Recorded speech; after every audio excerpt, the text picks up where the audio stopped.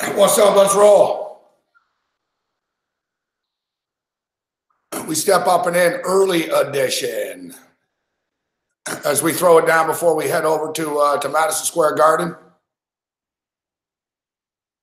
We're not really used to stepping up and in the light like this, but hey, here we are.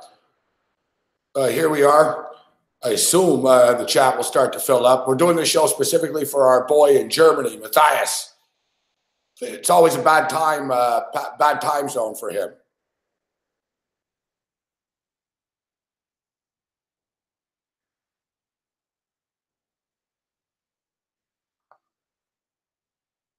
As unfortunately,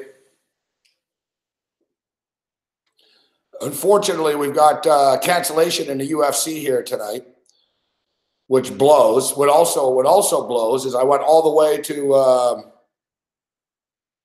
the FanDuel Sportsbook to bet some UFC, and what happened is Robert Whittaker is now out of the fight, the main event. What are you going to do?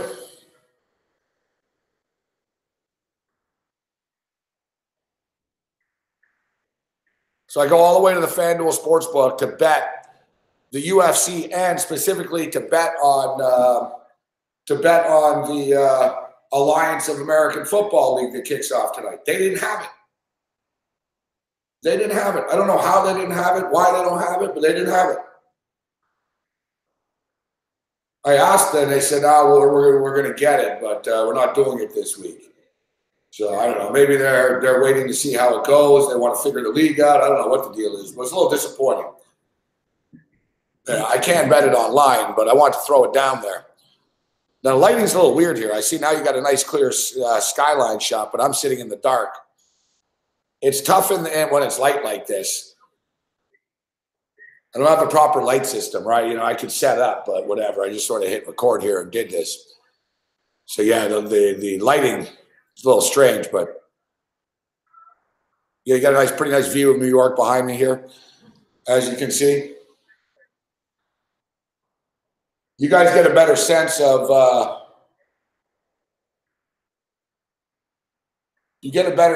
now of like how long it takes to get across the water. You see, it's not that far.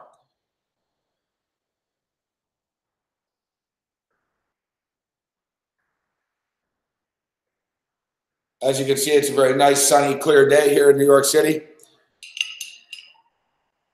It's a little cool. I don't know. It's a little cold out. It's like windy and shit. It's cold, but it's not real cold. It's not like I can't bitch. I can't complain. The weather here has been very good.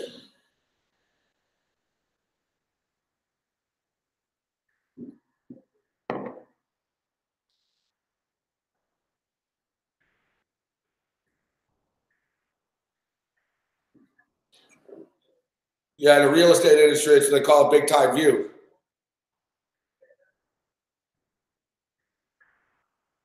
You can see the Empire State Building back there. It's kind of annoying. It annoys me. Like, it'd be better when they finish these fucking buildings. But, like, there's the bunch of buildings in front of me. It's kind of too bad.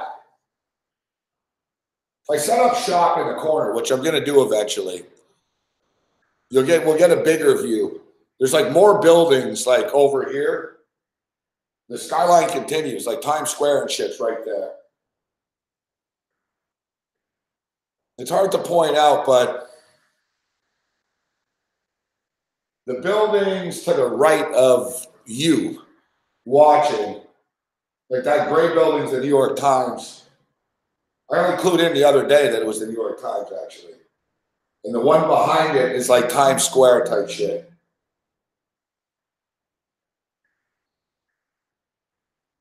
But like those buildings in front of us here, they're not done.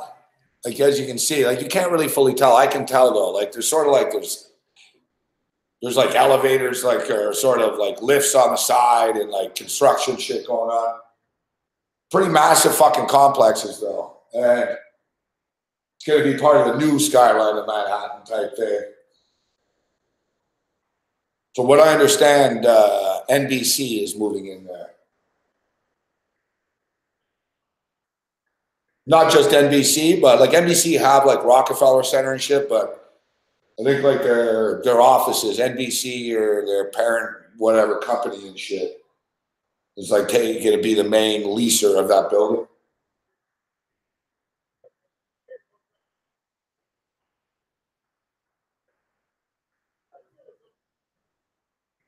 It's pretty cool. You get a picture of sort of like older New York, like the smaller buildings there. They're fucking big when you get there. Like they're all big. It's in scale right now, you know. But this doesn't actually do it justice. Actually, you can't really see like the big buildings right there sort of block the rest of Manhattan. Like there's a shitload of cool shit right behind it.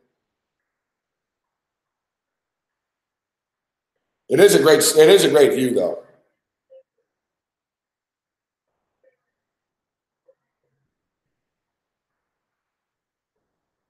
We've always had pretty good views, except my last condo. The view was just of the other condo. My last place was just, remember my balcony was just, all you could see was like the other balcony effect. It was annoying.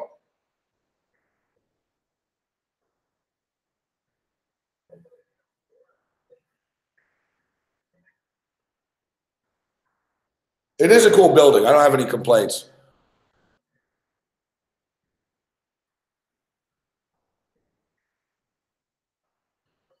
What's up, I for Elway?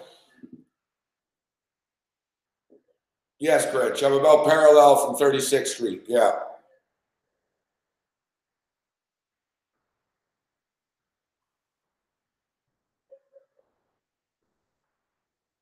And to put it in context, Madison Square Garden's on 35th. So that's why it's good. I just have to go bing. I cross the boat. I go right up the hill, and then boom, I'm at the arena.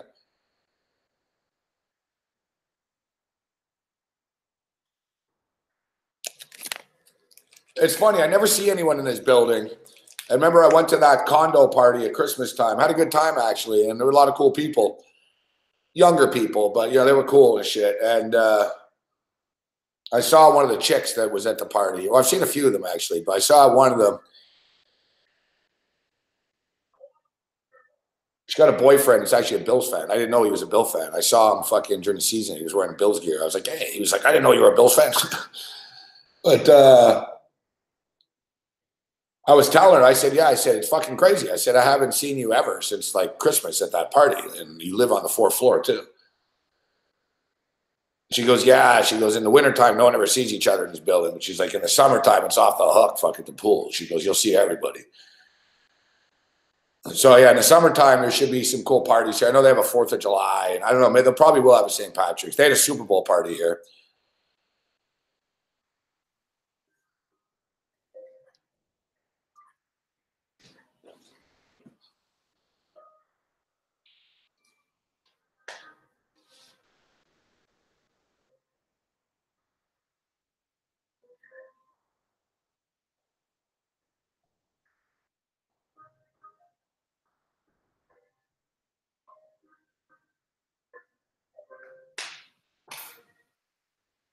No, it was a little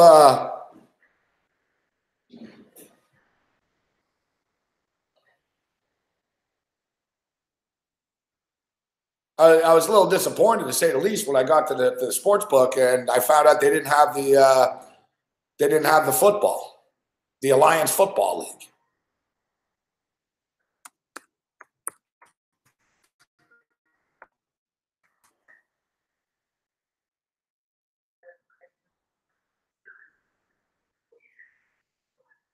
Yeah, very disappointed.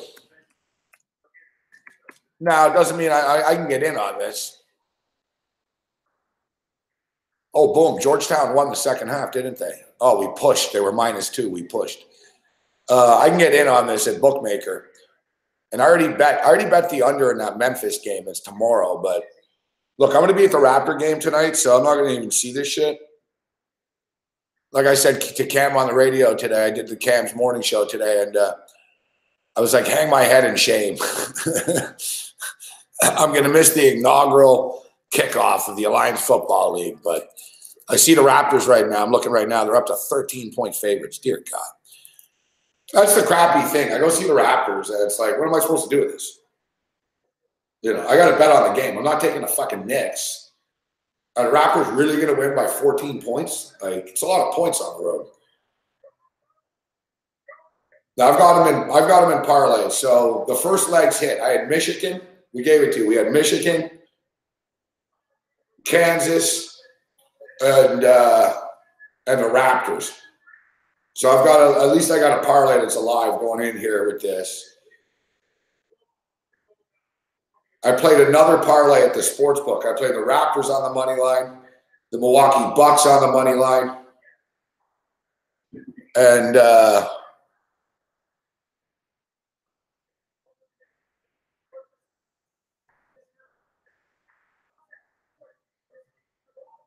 the Boston Celtics on the money line.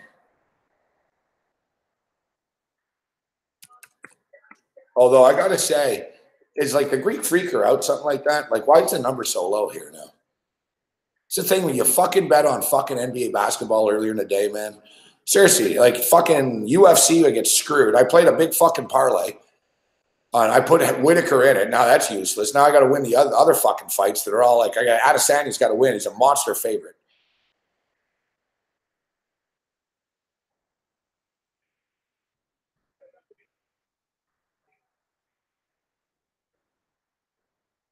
Yeah, Greek Freak is out.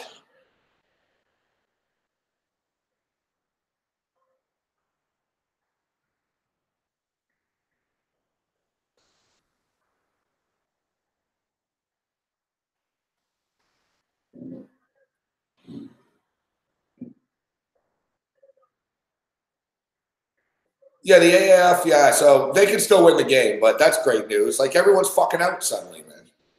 The fight's out. The fucking this is fucking ridiculous.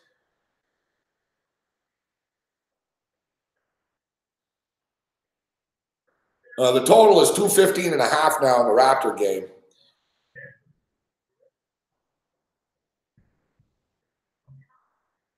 $215.5 in the Raptor game. I don't know, man. What do you do with that, too?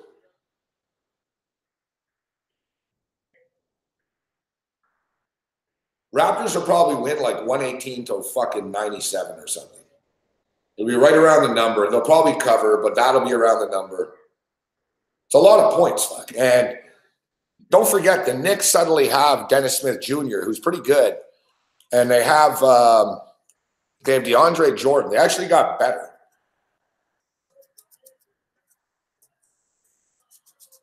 So, yeah, this the Alliance Football League. We got a big hockey game tonight, too, huh? Canadians and Leafs. I like the Habs. We'll give you our picks before we're done here. That's what I'm saying about this new Alliance Football League. They've had a good rollout. Now it's up to the product tonight, but they couldn't really have done anything more. Like they've gotten favorable publicity. Like a lot of times people scoff, like even in the media and shit, new stupid football league. Like that's what I did when I heard about this league, but I didn't really look into it. And then I saw, okay, it's Bill Polian, and it's this, it's kind of serious, and Ebersol and stuff. And now you see the TV deals they have. But from a social media presence to a rollout to their original marketing, it's been pretty good. Now, somebody, a guy watches our show in the morning after from San Antonio, and he said they're not promoting it much in San Antonio, so the marketing hasn't been good. But they're looking more at a national stage, right, on TV, and they're just hoping people show up. That's the key to the league, right? Like if they get, it doesn't matter. Like they could get 30,000 people tonight at the Alamo Dome, and if no one watches on TV, it doesn't matter how many people are there. Although it doesn't hurt because of the fact the salaries aren't that high, so it helps to get some revenue back. But it's really the TV. You know what I mean? How will this do on television? If it does well on television, then, they'll do off and running.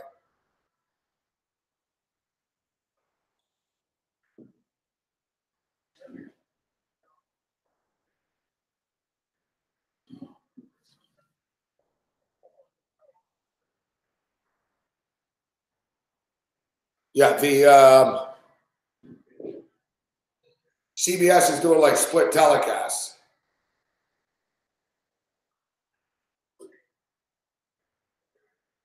Now the point spread's up to 7.5 in the Atlanta game.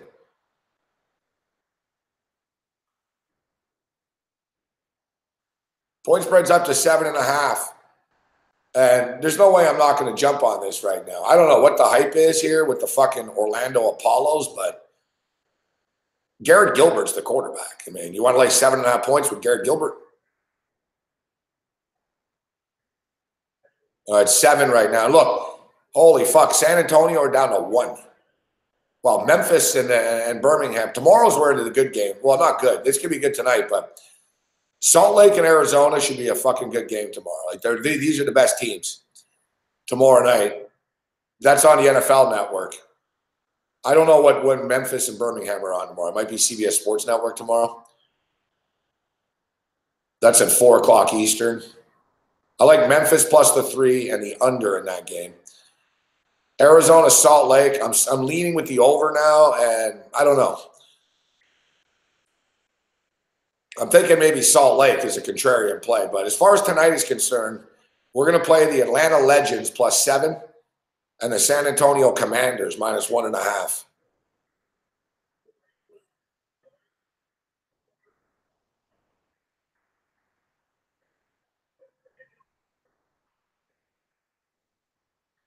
No, they really don't, IFRL, Wade. They really should have. They dropped the ball there. So, like, that's what I was saying. So their rollout's been pretty good. Favorable media coverage. Pretty big media partnerships that are promoting the hell out of it. Like, if you go to, like, CBSSports.com, like, they have it with, like, the main story. So it'll be all LeBron Lakers and underneath, like, meet the Arizona Hotshots. Like, you know, they have power rankings. CBS gave picks for week 1, even though the guy was kind of all over the place. So they gave picks for week 1. NFL Network gave like most of their TV crews are doing the games. Like, Mariucci's doing them, and they got Marvin Lewis. So they've got like big time announcers doing the games.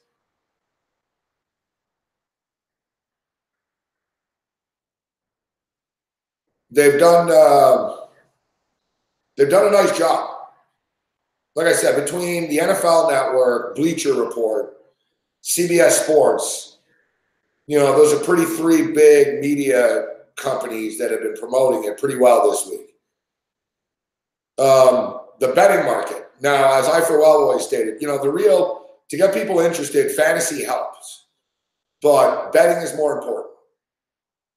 Like, there's more degenerate gamblers. There's more fantasy players than gamblers, but overall, but you know what I mean? Like, degenerate gamblers will bet this more than fantasy players. Like if they did fantasy for this, Daily Roto ain't going to do an optimizer for it. You know what I mean? But I'm a little surprised, for Elway, that the DraftKings doesn't have this. Like, DraftKings has League of Legends. They have video games. They have daily fantasy. They have CFL. And it just helps, right? It legitimizes the sport. It's publicity for the sport. It gets people interested as well because they're playing for money suddenly. Now, I imagine if the league does well, it's only 10 games, right? If the league does well next year, they'd probably have DFS for it. But I was a little surprised, but like, you look at the Westgate in Vegas, which is the biggest sports book, they promoted, like, they're promoting the league, right? They set futures, win totals. They're tweeting it out. They tweeted like at CBS because it's good business for them, right? The CBS retweets them, and you know what I mean? So it's like there's big companies and big people, respectable people that are promoting the league.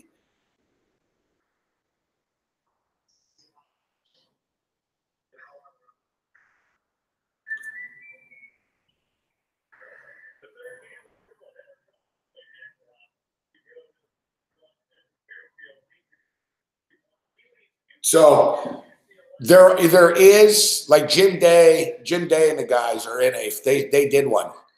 They actually had a fucking AAF draft. And I asked them where they found it, and he said it was basically like a fucking, I don't know. It's like a fucking, it's called alternate draft or something like that. It's basically, it's some site that has all those sort of secondary leagues and shit. It was funny. He goes, yeah. He goes, it was basically us and like fucking 6 dudes from California that were in this league. Since Sussman was talking about it. He's in the league too. It's funny. He's like, Jim Day's like, got Christian Hackenberg, or no, Greg Sussman drafted Hackenberg. Trent Richardson. He went with all like the NFL type name guys, you know. But like, look, like the CFL is on DraftKings, and the CFL is on DraftKings, and it does pretty well, actually. Like, there's more people that play it than you would think. Like, and you know, I thought I would kill it, and I don't. The CFL is fucking random, man. Like, the CFL is very random. But Daily Roto does CFL. There's a guy in Saskatchewan that does. We had him on, Ben Craig. He's fucking good at it. Like, he fucking follows the league. He knows, like, which wide receiver is, like, $3,000 and is worth the money and shit. But, like, you know, there's about, like, you know, 3,000 to 5,000 people. There's, like, you know, one of the CFL pools left 1,400 in it, another one left 8, you know what I mean? But still, that's a couple of thousand people that are suddenly going to watch the game on ESPN because they have a DraftKings team. But it seems like this league is going more for the gambling. Because if Bill Polian's essentially the commissioner of the league. All right. Charlie Ebersol is the guy. He's a man, but you know what I mean? Charlie Ebersol is the guy that running. Dick Ebersol's son is sort of like, it's his league. But Bill Polian is like the football commissioner type thing. You know what I mean? He's the one that oversees it. And along with Jeff Fisher. Jeff Fisher's on the board. Hines Ward and Troy Polamalu. They're like the four sort of, they're the guys. Like they're like the rules committee. They run the league essentially.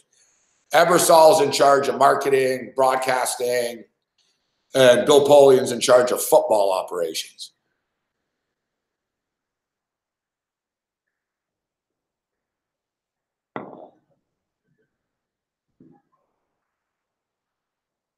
Yeah, I see people saying, oh, Birmingham's got Trent Richardson. I'm like, Trent Richardson won't even be the best running back on Birmingham.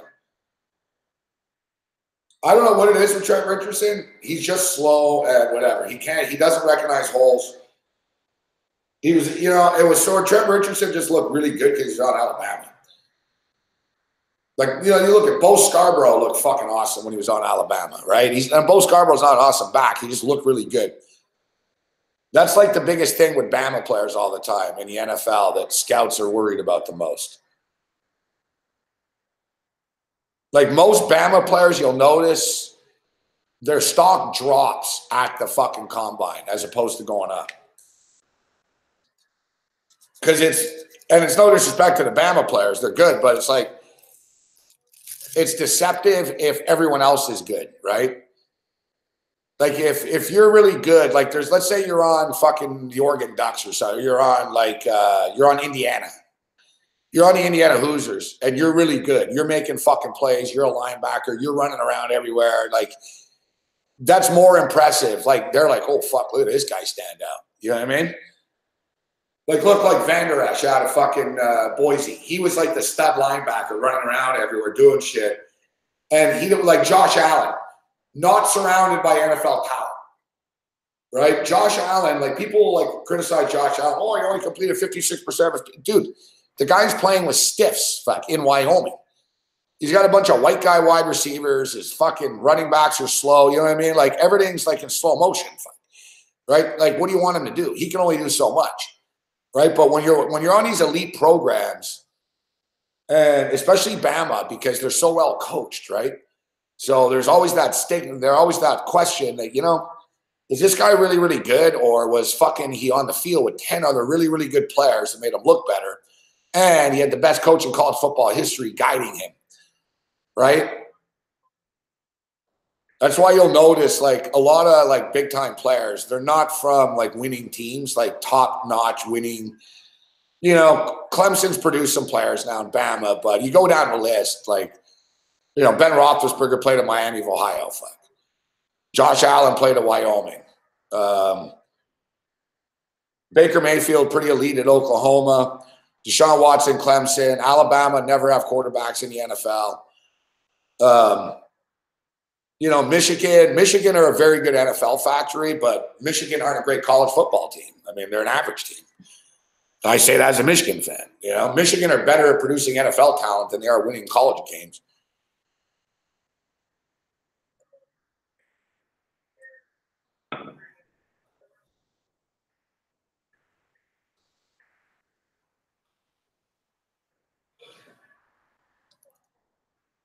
Tua will be an NFL quarterback. Yeah, AJ McCarron's hanging on for dear life. He's hanging on, bro. McCarron's hanging on for dear life. What is he on the Raiders now? That's Gruden for you. The Raiders quarterbacks. Fuck Derek Carr, who's going to get rid of, AJ McCarron, and Nate Peterman. 66-63, under a minute left. Big East basketball is a lot of fun.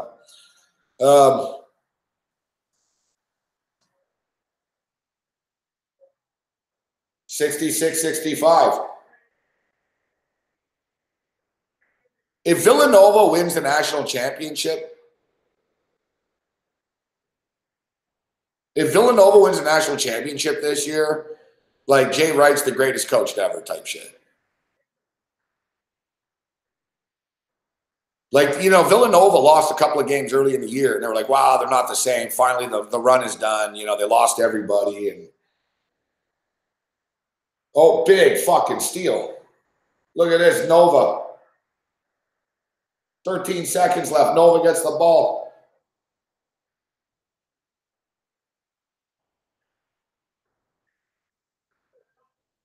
Look, I'm a Michigan fan, so I'd play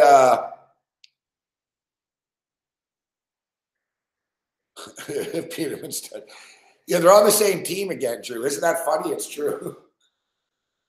McCarron's probably thinking, are you shitting me? And watch, Gruden's going to like Peterman more. I guarantee it. He's going to be, Nate Peterman's promoted to number 2 on the depth chart. And AJ McCarron's number 3. I guarantee it. I don't know what it is, man. Peterman is good in practices and shit. Coaches like him, right? Coaches like Peterman. And then he gets in a game and it's like, oh, fuck, he's bad, fuck.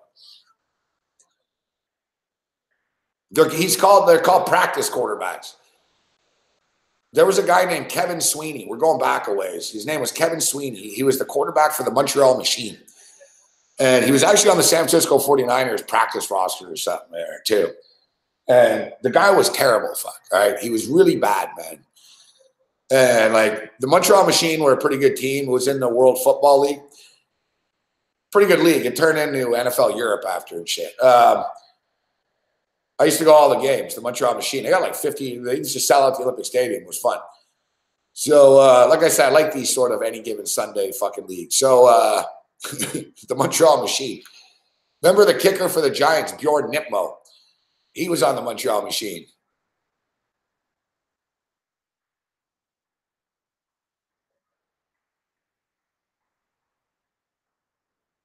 Marquette win by 1. Great defense at the end. So, yeah, the Montreal Machine. And, like, man, I remember I used to, like, stay up all night. I was a big, there was no internet in these days, all right? There was no computers and shit. So, I was a degenerate gambler, though. So, I used to go to this diner in Montreal that was open all night. I didn't do it every night, but pretty much, you know what I mean? Like, I'd go pretty much every night. And, I'd go around like 2 a.m. type thing. Like, not even like if I was drunk or whatever, partying, whatever, I wouldn't if I was wasted out at a bar or something. But, like, I lived near this diner. It was 24 hours. And I used to go, and they'd bring the first newspapers there in the city because it was a 24-hour diner. Like, the ink would get on your hands. It was so fresh. You know what I'm saying? Like, and they had point spreads. That's why I would go. So I'd get the next night point spreads.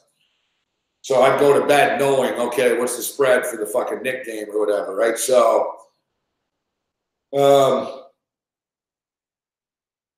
The Montreal Machine players used to eat there all the time. They lived in a building in the same neighborhood I did. Now it's a hotel. Me and Jazz have stayed there. The Alouette players live there too still. It's like a hotel apartment type thing.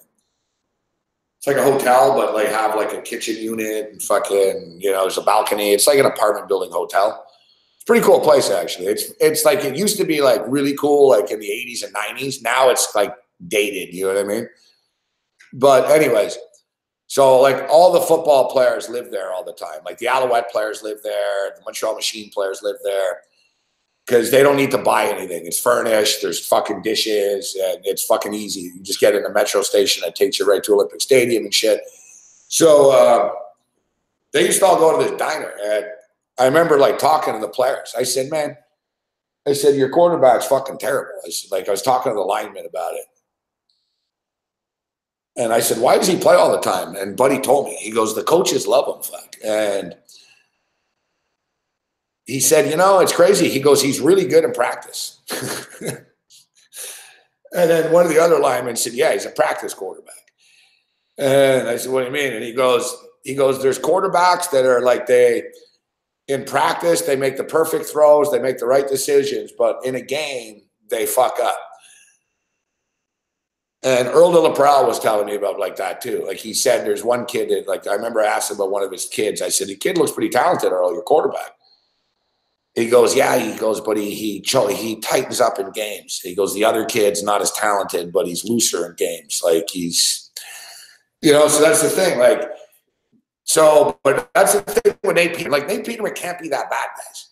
Like Sean McDermott can't be that stupid. Like we saw Nate Peterman beat Deshaun Watson. We saw Nate Peterman play for Pitt and beat Clemson in Clemson, making plays in overtime and running around and like making throws. We've seen him in the NFL make a throw. Like earlier in the year when the Bills played the Houston Texans, the Bills were fucking 2-3 at the time, and they were on the verge of being 3-3. I think everything worked out for the best though for the Bills. I think it was good that Josh Allen got hurt. So, but anyways, they were on the verge of beating Houston Texans, and they were going to be 3-3, the Bills.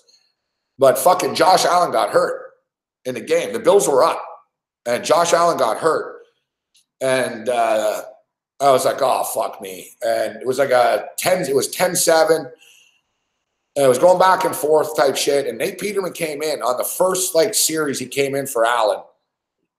Everyone's like, oh boy, here's Peterman. And I was like, I believe in him. He can do this. He can do this. And lo and behold, what did he do? He went down the field. He threw a touchdown pass, a nice pass too. Nice little soft touch pass over the shoulder of Zay Jones. The two Malian guys, Zay Jones and Peterman, they fucking embraced. It was like a nice moment. And there were a couple of minutes left in the game. It was like 6 minutes left. Bills take a 14-10 lead or whatever. And I'm like, all right, Peterman, we got this. We're up by points. I blame the coaching staff. So we're up by 4. Peterman throws the touchdown. The Bills sidelines going crazy. Everyone's patting him on the head and shit. And the Bills defense stopped the Texans. Fuck, all right? And then there's like 4 minutes left or something. 3.5, 4 minutes left.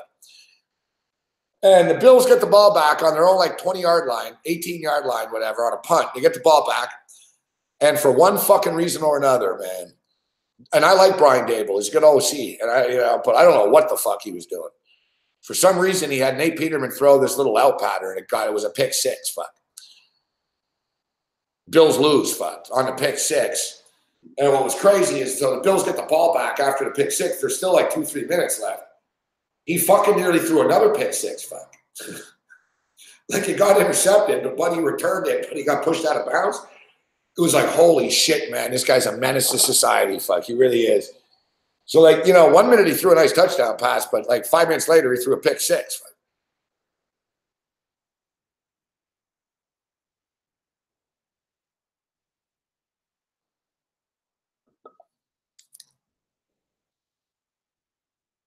Aaron Murray is the quarterback of Atlanta tonight.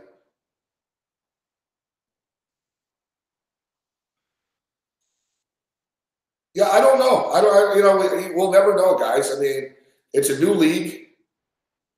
Like, how the hell are we supposed to know what the thinking is here? How are we supposed to know what the thinking is that everyone's betting on Orlando. Is it that it's Steve Spurrier? The guy bet the SI said people are betting Orlando because of Steve Spurrier. He basically said they're getting a lot of Florida action. Like he did an interview with CBS Sports. See, like I said, they're pushing it. And he said we're seeing regional action already on this. And he said he even said Orlando is probably laying more than they should, but people are betting it because of Steve Spurrier. But is Spurrier getting this much love like now? Like, I get it. Like, okay, people bet on Spurrier, so they opened it up at 3.5, 4, and went up to 4.5. It's at 7.5 now. It's down to 7. It was 7.5 a couple hours ago. Is it Spurrier, or is it also on top of the fact that people thought, oh, Michael Vick was part of this? But I said this last night, guys. Like, Michael Vick wouldn't be a good offensive coordinator. Like, Michael Vick never studied the playbook. He's not like a football geek. Like, I said this to Cam and George Kurtz this morning. I said, I actually think this is good. You got a coach in here who basically said, you know what, we don't need like a fucking gimmick OC here, like with Vic. Like, and I like what the coach said. He goes, Vic just couldn't give us the commitment we needed. In other words, he wasn't serious enough. So I think that there's an overreaction. I think this Atlanta team, let's look at the Atlanta roster. So we know it's Aaron Murray at quarterback. We know our boy, Denard Robinson, is on the team.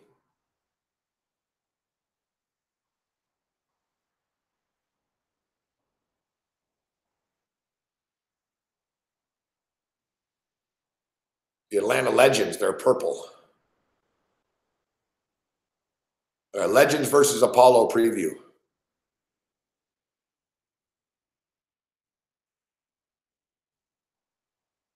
Listen, Coyle's ready to go. Kevin Coyle insists he isn't nervous heading into the first game as Atlanta Legends head coach. Cole spent 17 years in the NFL as a defensive assistant. He's seen his share of season openers.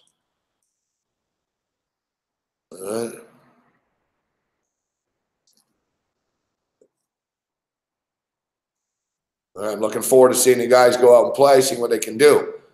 Tough road matchup against the Apollos, a team with skill at every position. Legendary coach Steve Spurrier, known for his spread aerial attacks and wants to spread around. The Apollos will have a great quarterback in Garrett Gilbert. Wow, that's all right. They have Garrett Gilbert at quarterback. Gilbert out to Carolina. His receivers include Charles Johnson, Jalen Marshall, and Marvin Bracey Williams. They also have a Hakeem Hunt at running back.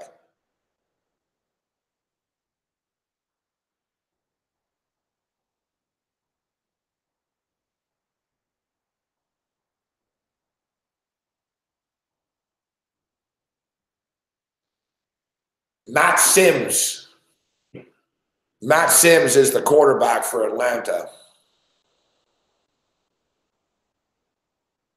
Matt Sims won a competitive battle in training camp. Sims was named team captain after winning the starting quarterback job. Malachi Jones and Centavius Jones are his wide receivers. Terrion Folston, oh, he's all right. Where did he play? I remember him. Terrion Folston. Terrion Folston is a starting running back, but Denard Robinson and Lawrence Pittman figure to get touches throughout the game as well. We're in a really unique position where all of our running backs have the ability to use speed and power in the game.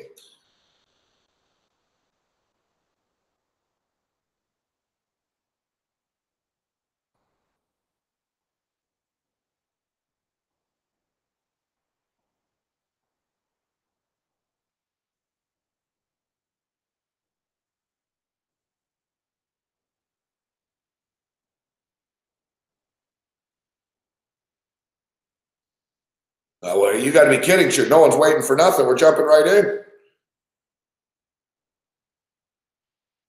We're jumping right in, although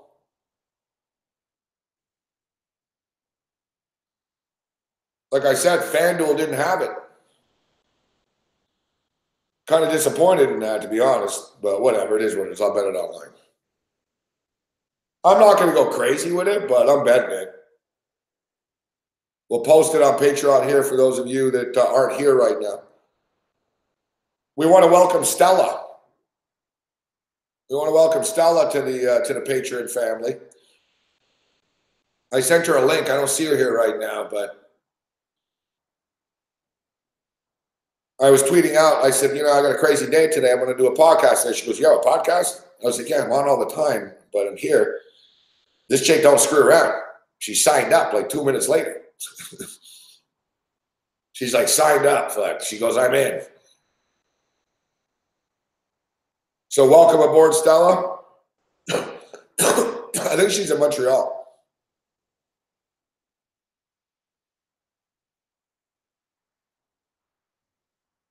I have more women that follow me on Twitter than there's more than just like a couple. Yeah, we all know someone had to do it. Like she's never heard that before, right? Stella.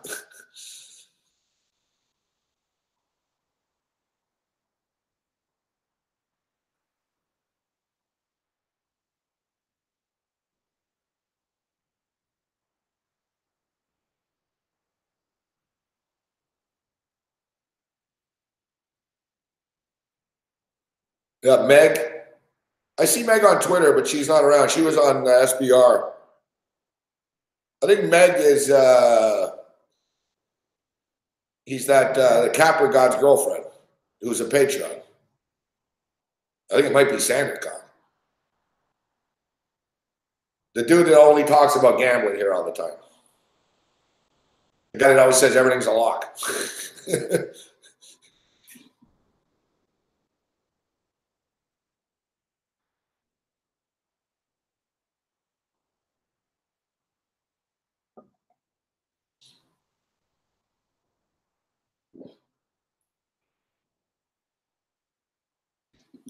Yeah, so we'll show.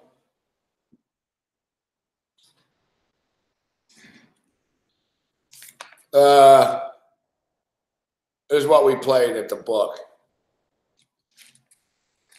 I got some online action too, but this ticket suddenly is it's not meaningless, but it really got beat down.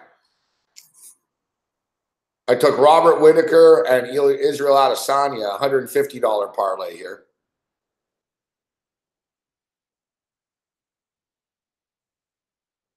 $150 parlay.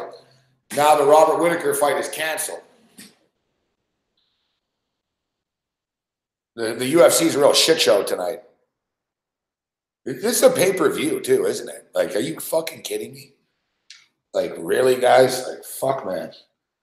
Same bullshit. New company with ESPN, same bullshit. All right, so Israel Adesanya and Robert Whitaker. With Robert Whitaker fight being canceled, the ticket's not dead. Like, now suddenly I have $150 here. I have shit online too with this bullshit. I got Israel Adesanya now for $150 at minus 550. So, like, if he loses, my ticket's dead. And if he wins, I basically win like fucking $17.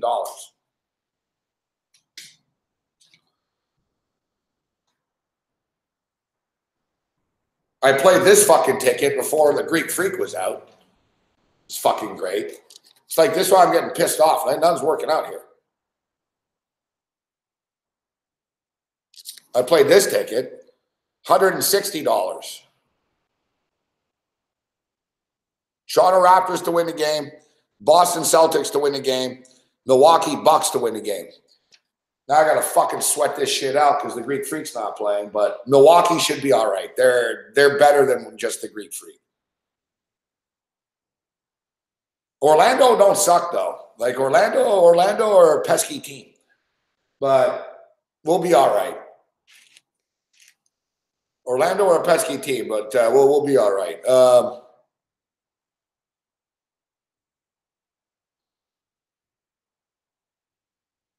We should be. They better be. Fuck. Those are like two big parlays that are suddenly like fucking just whatever. All right. We played some ice hockey.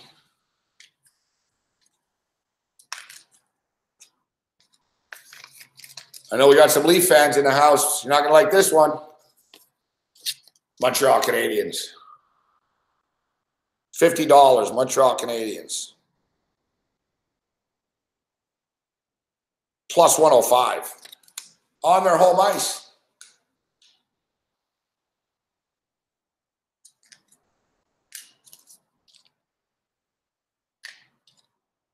Laid the juice with the Washington Capitals, minus 170, $50.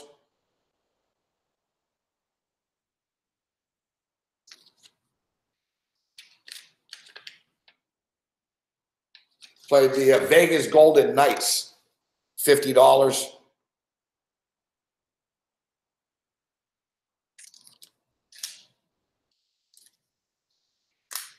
Virginia Cavaliers to beat Duke, $100, money line.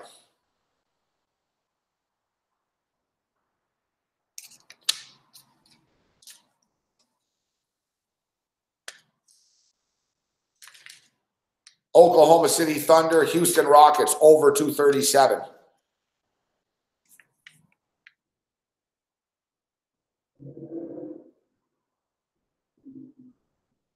$50.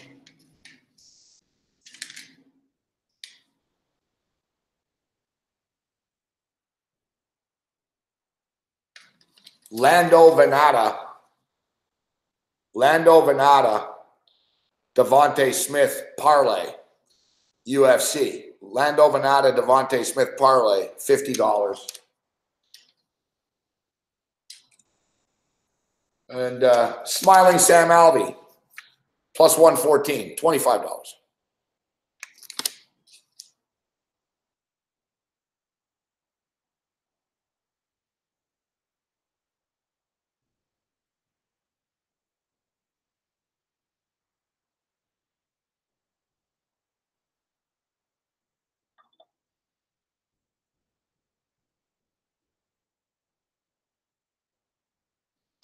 So this is when I played at FanDuel.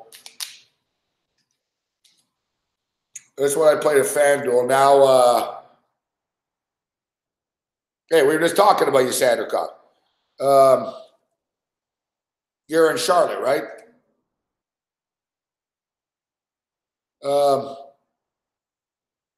So these are what I played. I got a little money. I got a few bucks left in Bookmaker. But I got some shit tied up too. All right. Then people are starting to bet on Atlanta right now. The money's moving in.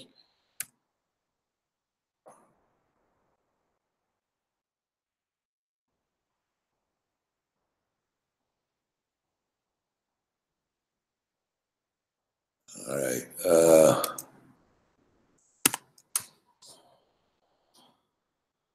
All right, we're in there. We got the Knicks to close out the parlays too.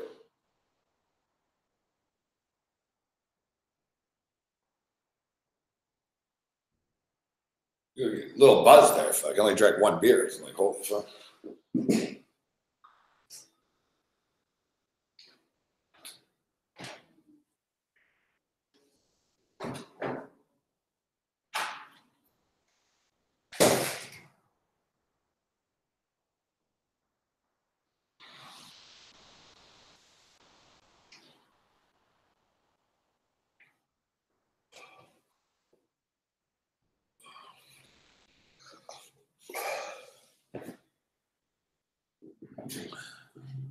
So I just got in on the Alliance shit here tonight.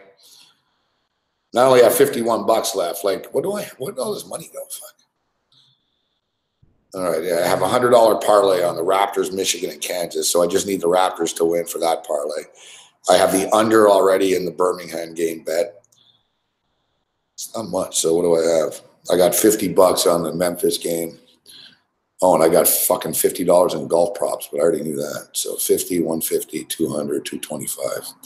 All right, yeah. So I got like 300 in action here.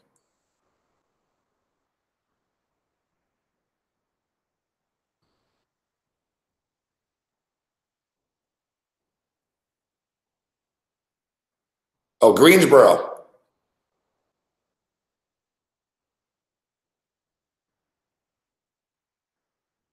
Oh, I didn't know that, Fanatical Jim. I thought you were in Pennsylvania for some reason, Jim. I don't know where you guys are from. We got to do a roll call sometime again.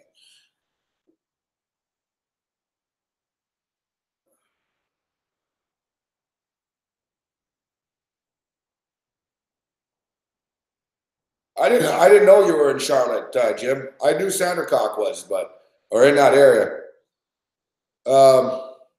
You can bet on that shit too. You can bet on the G League. It's good basketball. It's better than college basketball. You know what I mean? I think, sort of like this is what the Alliance League is trying to do, sort of become the G League of the NBA, of the NFL.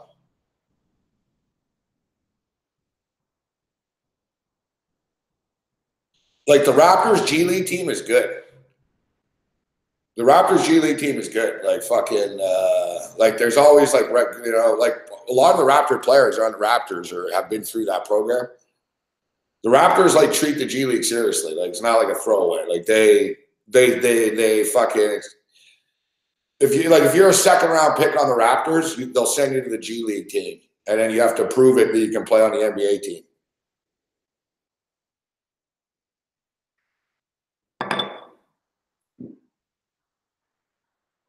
Yo, what's up, Riggs? You never got back to me, Riggs. What's up? I sent you a text. Did you not get it? I'm not mad. I'm the king of never getting back to people. But yeah, I sent you a text telling you like Corey's on vacation. I don't know where Corey is.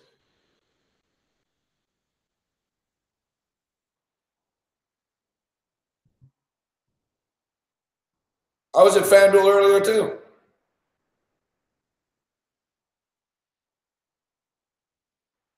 Oh yeah, I forgot you have a new number. Fuck.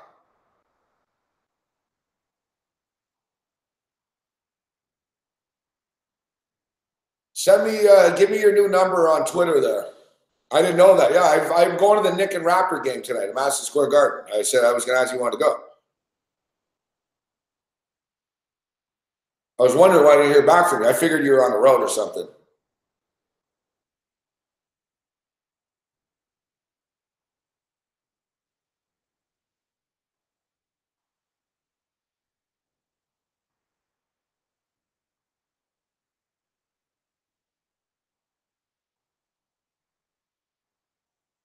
Yeah, yeah. Yeah, good view, huh, Sinbad? What up, Sinbad? Yeah, right behind me right there is Madison Square Garden. That's where we'll be in about an hour and a half. We'll be with you guys for another hour. We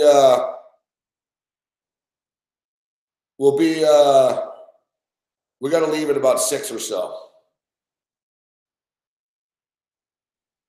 I don't know. I got a choice. There's a ferry at 6:16.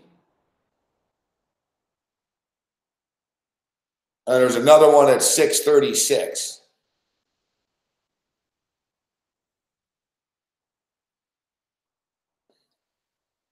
It'd be better if I did the 6:16 one. It only takes me 5 minutes to walk there. I could be here until 6:05, and then walk over. If I do the 6:36 one, I'm supposed to meet my friend John Lerner at 7 o'clock.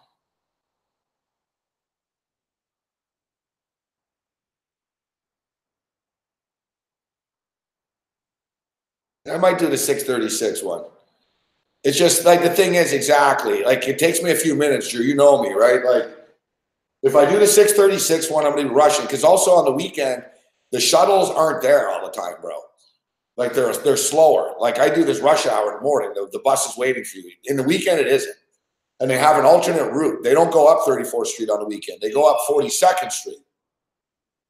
They go 42nd Street. So it drops me off at the Port Authority. The bus, the shuttle. So I got to walk over to Port Authority. That's why the 6:16 one's better. Like you said, I'll get across there. I can just fucking casually burn a few splits, fucking hang, casually get there and stuff. Otherwise, I'll be rushing and I don't. Plus, I've never been to MSG before. I want to soak it in a bit. Like, I want to take some pictures of like the Muhammad Ali on the wall and shit like that. I just don't want to. I don't want to get in there like fucking 2 minutes before the game starts and then leave. All right, that's it. Didn't see it, place. You know, I want to walk around a bit and shit.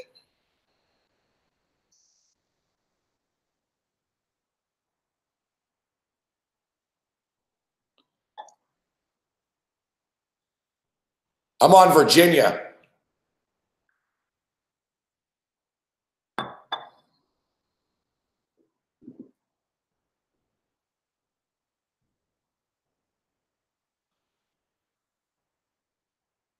All right, cool, Riggs. Yeah, I'm going to the game with my old agent.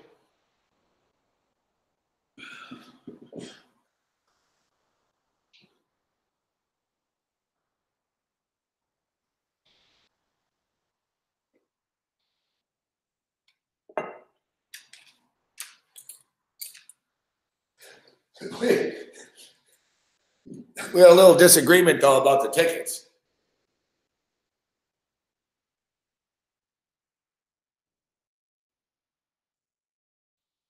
No, no periscopes.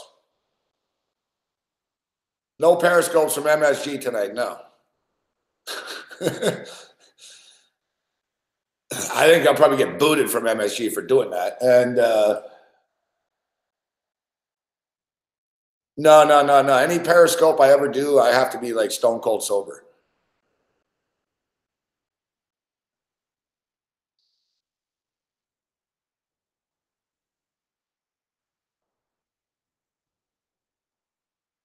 No, I've been asked like a few times. I've been asked a few times, like, they're like, listen, fuck, we don't care. Like, just don't fucking, like, you know. Last week I was blazing and shit. I guess I smoked one on fucking, the owner of the network was freaking out. Yeah, so this is the thing. So get this. This is what I was bitching about. I didn't talk about it, but so last week had a great time. We were at FanDuel Sportsbook. No incidences. We were on Periscope. You guys saw it. So they were a little pissed off. The boss were pissed off. I guess fucking the owner watched, and I'm burning. We were burning me and Cam. We're burning them. Yeah, exactly. But anyway, so they were all freaked out. But I got crazy people. Somebody sent an email like to the fucking somehow the administration of like everyone in our network, even in Toronto and shit. But it came from Toronto. So I got a nut job in Toronto that fucking said they were at the FanDuel Sportsbook and I attacked them. And they're pursuing legal action and I attacked them and they're going to sue me and the network and fucking blah, blah, blah. So Sunday morning before the Super Bowl, I got a fucking call from Cam. Cam's like, Gabe, we got a problem. Cam's like, he's like, we have a problem. Like Cam's like shaking and shit on the phone. He goes, this is just like Toronto. I can't believe it. I come here and oh my God. He goes, we're going to get fired. We're not doing a Super Bowl show. I'm like, what are you talking about? And he goes, you got to call fucking Mike Cardano. So I call Cardano and he's like, what the fuck did you do last night? Fucking, you know, he's like, I fucking asked you not to get wasted on fucking Periscope. There you are. Fucking Lou watched it. He's all pissed off. You fucking, I don't know. I said something about them fucking not paying Michelle, fucking something. He's like, you said something about, you know, you're talking about Michelle. He's going off and shit. And he goes, and we got an email. He goes, we got an email. You fucking attacked someone and fucking pushed them down a flight of stairs. And I was like, what the fuck are you talking about, fuck? So I saw the email and shit. And I told him, I said, look up the IP address. This is not even from New York. He said, it's from Ontario. He's not even from New York. And I told him, I said, you know, I said, do you think if I push someone down the fucking stairs? I said, you think if I push someone down the stairs or the escalator at FanDuel, fucking that the 90 security guards and 22 state troopers there wouldn't have fucking done something?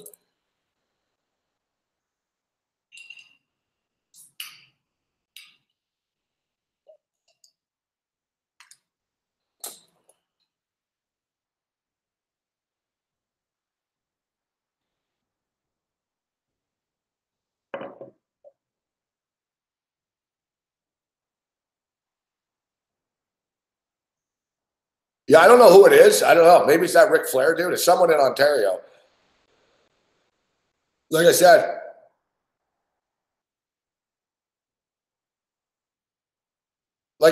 this guy's so crazy. He's trying to get me fired and shit. Like, fortunately, my bosses are cool. Like, basically, and of course, the guy in Toronto, the old score guy, was all over it. Hey, I knew Gabe was trouble. Like, I saw his little thing.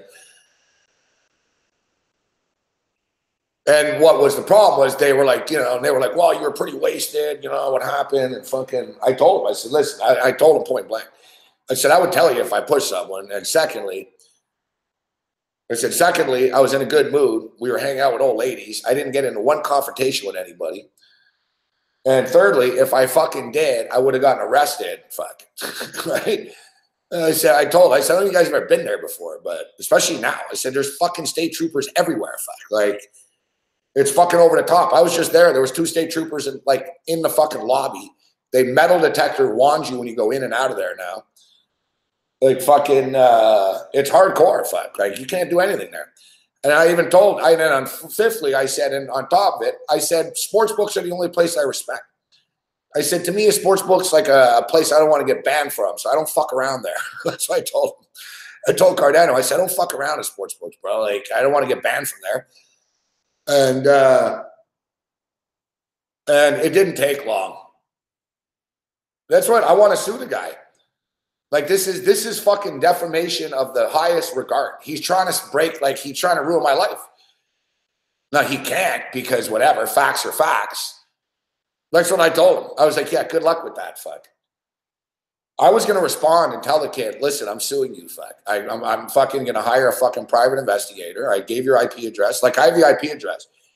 I told Cardano, I said, I'm going to sue him. I'm going to fucking get the IP address. I'm going to serve him fucking papers for defamation and for stalking me, for making false statements. Like, this is like,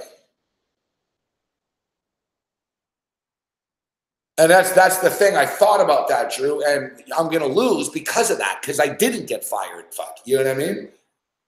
They know. So now they know. I told them, I said, listen, I've got crazy fans. I got crazy people. And I said, look it up. And I told them, fuck. And then like 10 minutes later, they fucking called me. They're like, all right. Just don't fucking do periscopes. They checked right away. He's like, yeah, it's not even, he goes, it's from fucking Canada, the email.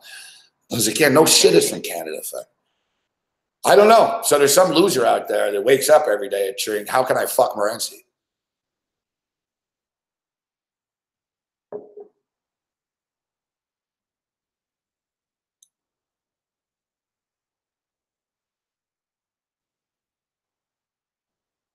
I know, Riggs. I'm gonna, I'm thinking the best way to handle it. Like, do I move on? Do I, you know what I mean?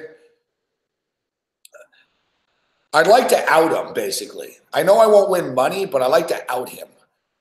Like, I'd like to go to court and make him show up and see who it is.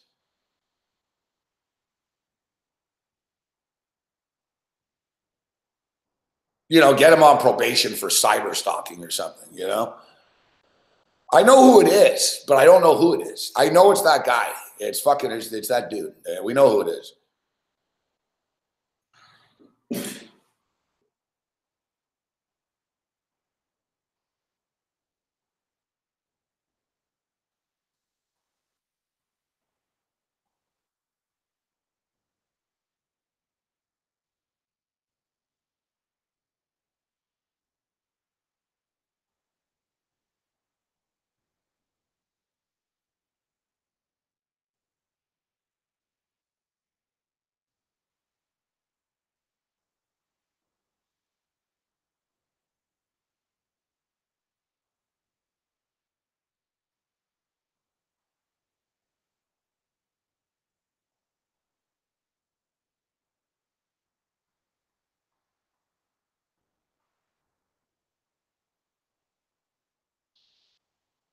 It could be an inside job too, guys.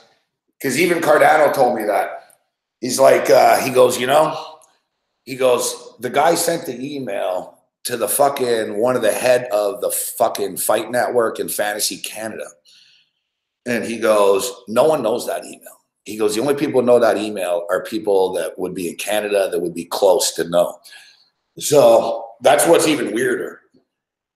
So it's somebody. I don't know. I have a lot of haters. People are jealous of me and shit. I don't know. I'm pretty nice to people too. I don't have any enemies. Like I don't know who did this. That's why I want to know. I'd like to find out.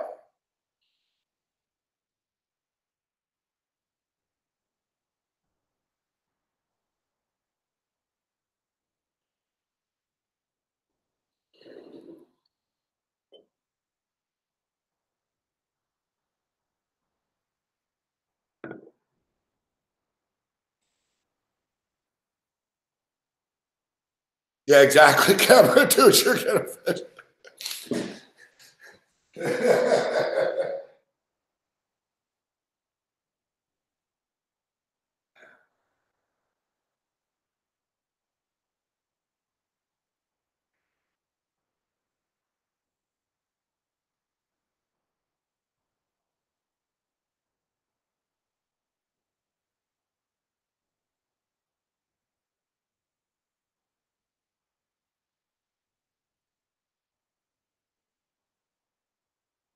Like the Canadian management email that it was sent to, like it wasn't even sent here. It was sent in Canada, and the guy in Canada was so happy because it's a guy from the score that never liked me.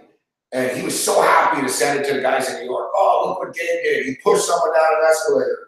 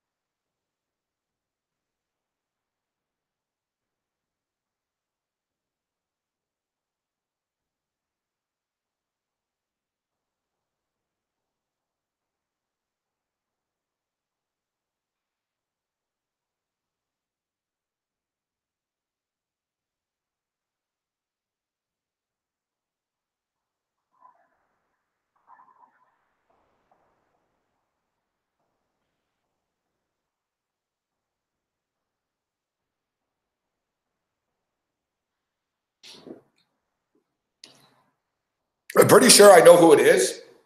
But like I said, I don't know who it is. You know what I mean? I don't know. Fuck. It's like fucking, but he's a psycho. He's got fucking a bunch of fucking emails. But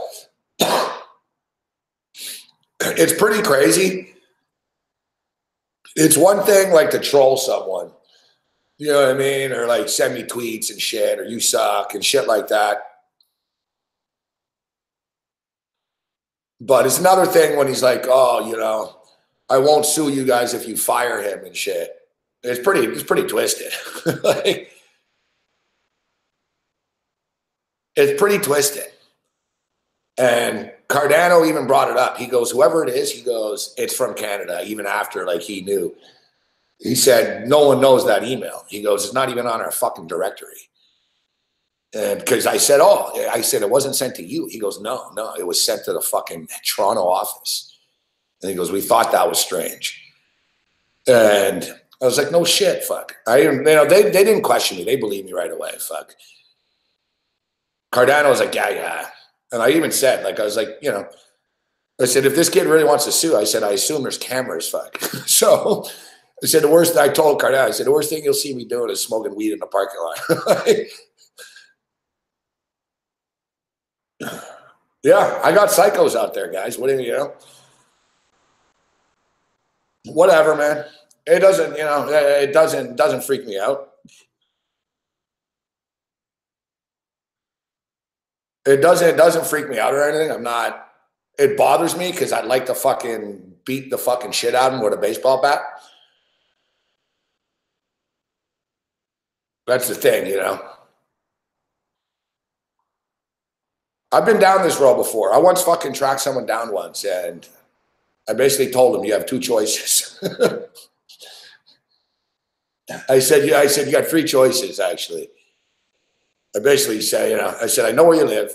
And I said, you got, you're fucking with the wrong people, essentially, basically. He fucked with our fucking banner. He fucked with like DCSC's banner. And I told him, I said, you upset the wrong people. And you have three choices. Either you fucking shut the fuck up and disappear and watch the show, and like the loser you are, and fucking worship me from afar.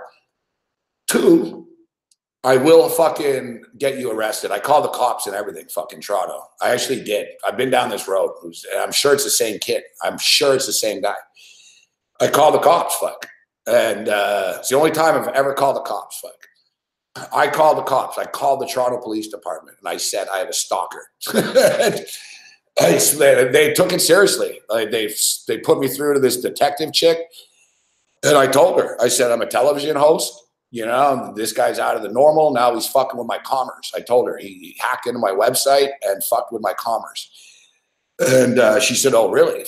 And she said, how many times has he fucking bothered you? And I told her, I said, I don't know, fucking 50. She said, just for the record, anything over 7 times is fucking cyber fucking stalking. I said, good. It was up to me. She goes, if you want to pursue it, she basically was all in. Like, she was all in. She said, if you want to pursue it. And I said, we have his IP address. And I said, we even know the neighborhood. And she said, well, she even said, don't do anything stupid, right? I said, no, that's why I'm calling you.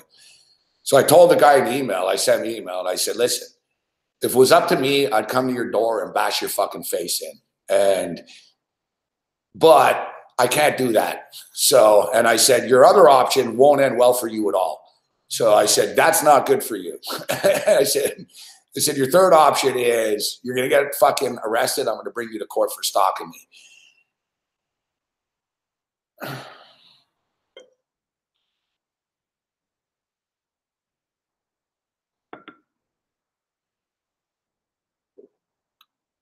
Like, I'm not going to ruin my whole career for fucking like assaulting someone for this, right? I got to like suck it up. Like, trust me, the real me wants to fucking just get the IP address and take care of it, but you can't do that.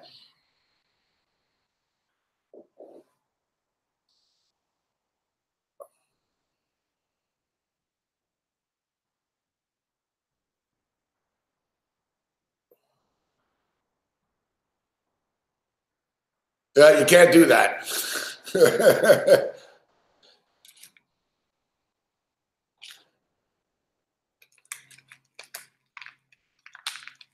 Fucking nut jobs.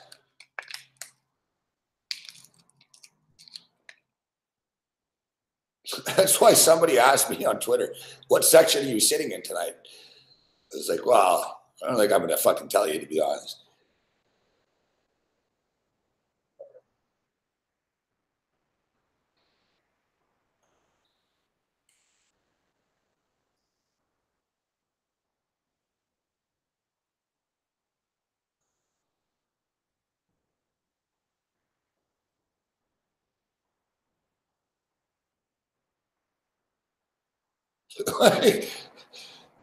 But like, yeah, I got crazy fans rings too. Like, when I got canned from the Score, somebody threatened to blow the building up. Somebody threatened. So like, they had to hire they had to hire a security guard for like a month after. Like, the owner of the Score actually called me and asked me to fucking call off. Like, he said, can you tweet out that we're good? And I said, listen, fuck. I said, we're good, you and me, but I said, you fucking made your choice and now you live with the consequence. Yeah, and that's that. I said, I'm not saying anything to anyone. I even laughed. I was like, as if. Should have pulled a National Enquirer and told him, throw in another 15K in stock and I'll fucking tweet out, fuck, you're a good guy.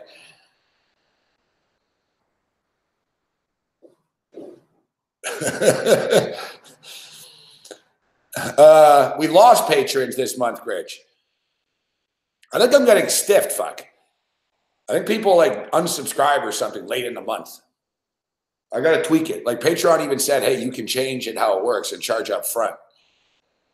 Like, I think next month I got to do that. We were at 114 and now we're at 103. So either 11 people got broke. I don't think like we alienated people. So it goes up and down, you know what I mean? But we've sort of hit a wall. You know, we used to have you guys, the original hardcore. Oh, that's another thing too. You're right, Riggs. Fuck, that's right. I forgot about that too.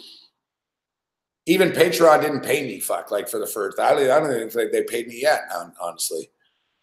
I got an email. You're right. I got an email from Patreon saying that their fucking processing was fucked. I forgot about that. So that could be a problem too. Some guys, like, you know, I got a few guys that, you know, they're on prepaid cards and whatever, you know what I mean? But you're right, Riggs. That processing shit probably hurt me, fuck.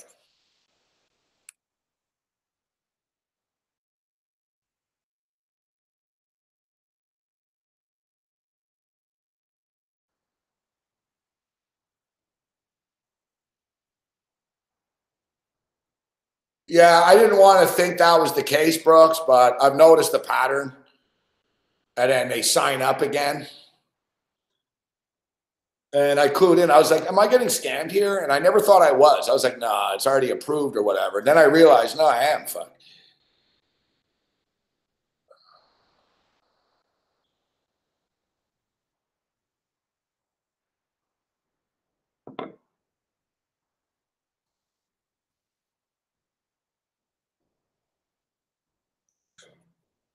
That's why Patreon sent out a thing. I don't really, you know what I mean? I just do this and, you know, I don't panic about this shit, but I can't be getting scammed. So like I said, Patreon sent a thing out. It said to all creators, there's a new upfront credit card where boom, it says basically I'll get paid quicker even. Like it'll hit you on the first and then I'll get it quicker.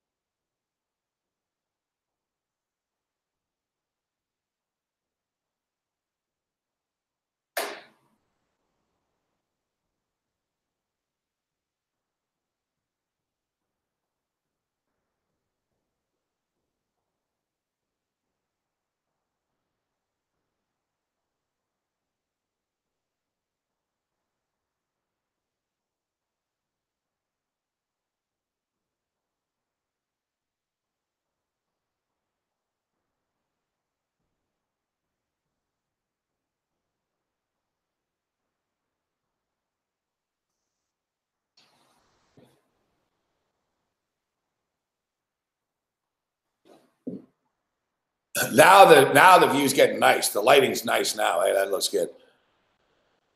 You guys should see it at like fucking 6 in the morning, 6:30 in the morning when the sun comes up. It's nuts, fuck. Yeah, I got Manhattan here. It's just all orange. Nah, it's all good, Riggs. The likes is the Patreon. You paid for the like already.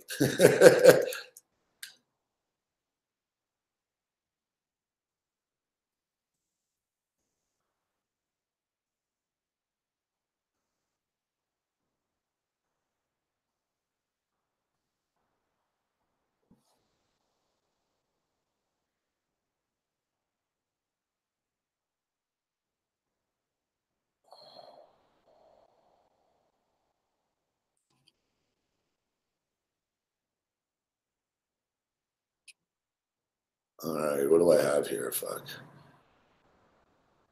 Not much. No, it's not bad. 200 transfer, yes. Transfer to your bank, yes.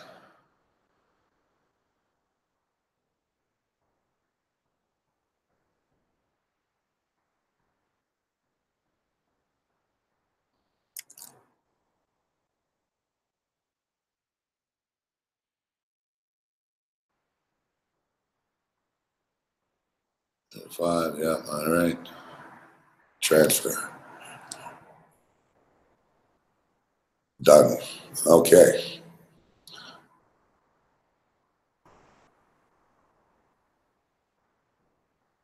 Thank you very much, Jimmy Mac.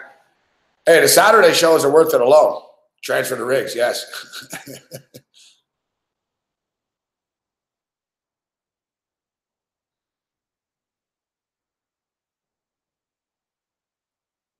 Yeah, so I was going to say the agent. So basically, no, Drew was the opposite. He wanted to get worse seats. He told me, he goes, listen, he goes, I'll grab the seats right now. And he goes, you grab dinner or whatever, pay whatever after. I was like, yeah, all right, cool. Because I said, I'll get the tickets now. He goes, no, I'll get them. And so he sends me a link of the tickets. He goes, what do you think of these? And they were like from fucking level 300 and shit. They were like $64 only though, right? They were level 300, $64. I responded. I said, to be honest, John, I said, I got to sit a little closer to the floor. And he goes, where are you seeing these tickets, fuck? Because I told him, how about here, fuck? I showed him. I said, instead of section 320, how about section 109? So yeah, we're going to be in section like 111 or 110 or something. It's pretty good. Like, if I had a couple more bucks, I'd drop a little more. I don't though. I mean, I got a couple of bucks. I got enough for fucking to get some weed on Monday type thing. I got these tickets, but I don't feel like going. You know, maybe I might have to go back tomorrow to cash these tickets for paper money. Like I don't have any digital money. Like shit's getting real now. Actually, fuck. I did buy my.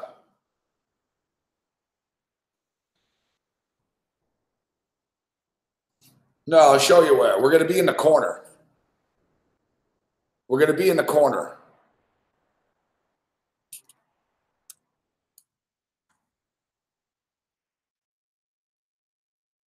Let's see, here it is.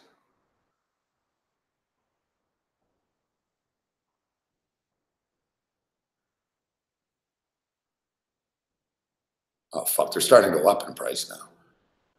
You better have grabbed them, fuck.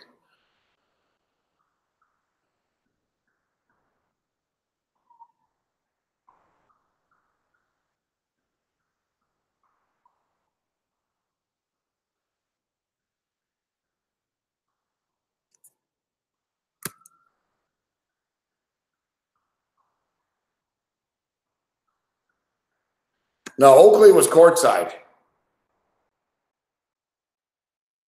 Yeah, I got a parlay rigs. I already hit Michigan and Kansas, so now I just need the Raptors to win the game outright.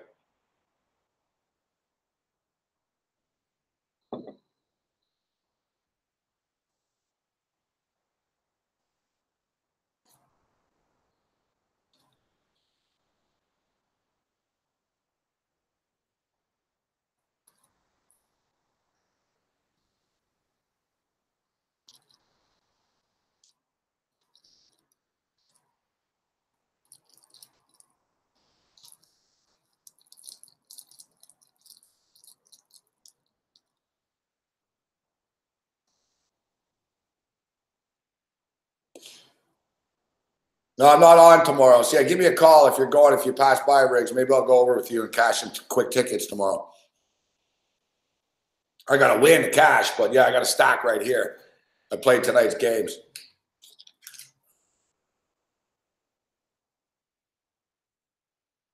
All right, let me post the pics for the other patrons that aren't here right now. We're at 103 patrons. So we were at 114, but we fell to 101, and we've re-signed 2. I haven't promoted it though recently. Best bets. NHL. Canadians. Habs. Plus 105. Easier. Habs. All right. Vegas. 160. Caps. 170. NBA. Raps. Bucks. Celtics. ML parlay. Rockets. OKC. Rockets. Over 237. It's fucking high, but it's high for a reason. Alliance.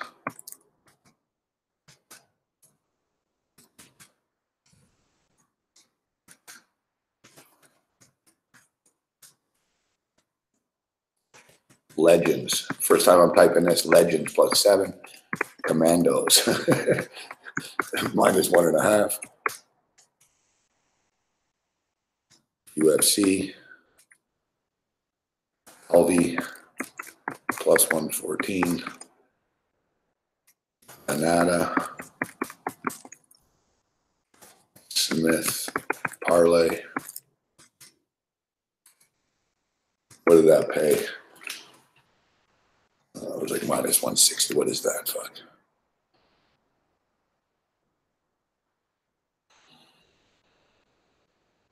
All right, so the Raptors, Bucks.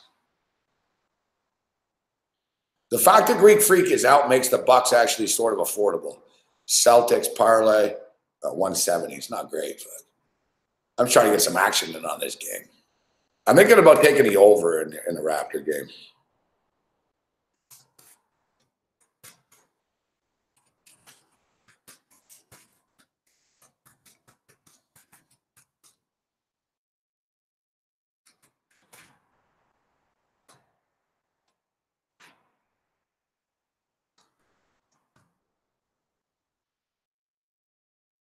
And the UFC parlay pays what? Oh, I forgot Virginia too. I like Virginia Cavaliers. That game's at 6 o'clock. Boxing, MMA. Oh, you know what? Adesanya and Silva is going to go under. Total rounds. Let's see. Adesanya, Anderson Silva, over 1.5, under 1.5, plus 140. Yeah, under 1.5. That's good. Under 1.5.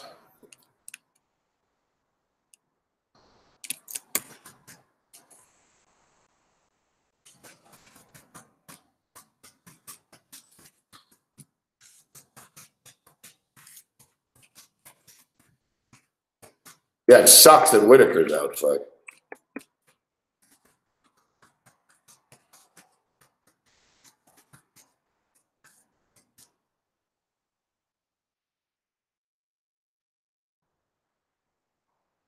Let's see. All right. So Lando Venata and Devontae Smith parlay pays 134.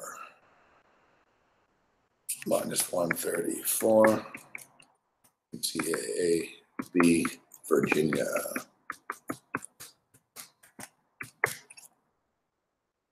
There's the picks.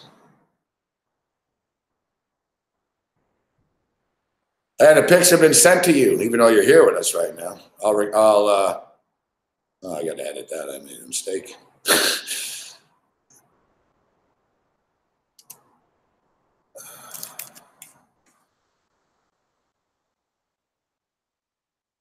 All right.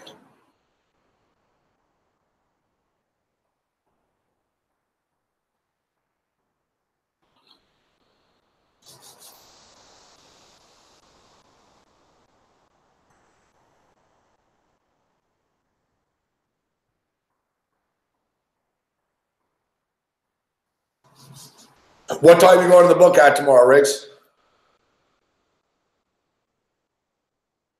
Man, I don't like, I miss my driver, the Puerto Rican chick. She was cool. Now look, the view's getting good out there now. She's cool, but look, she's charging 25 bucks. I used to tip her $5. Normally Uber is like 15 bucks. So it's like 50% off. I feel bad. Like I like the chick, but I don't have a ton of cash right now. And, it's 50% cheaper. But today I check Uber. It might be too early for me. Call me. I'll call you in the morning though. So I call Uber. I look at Uber today. $8 to get there, $7 to get back. I don't know why. I said I'm eligible for 50%. It was like 50% off Uber Premium. I was like, all right, whatever. Fucking $7. Like I don't know how they make money. Fuck, like $7. Like the driver, how much is he really making then? Will he make $2? Fuck, $3?